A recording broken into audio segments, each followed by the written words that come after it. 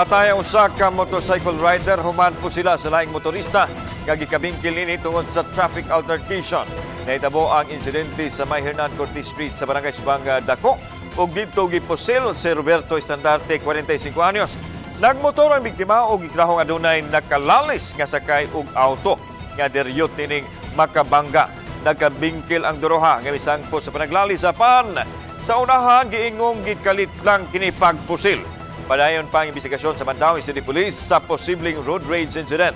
Awag nila sa mga motorista ipabilin ang kabugnaw sa ulo sa matag higayon nga anaa sa karsada.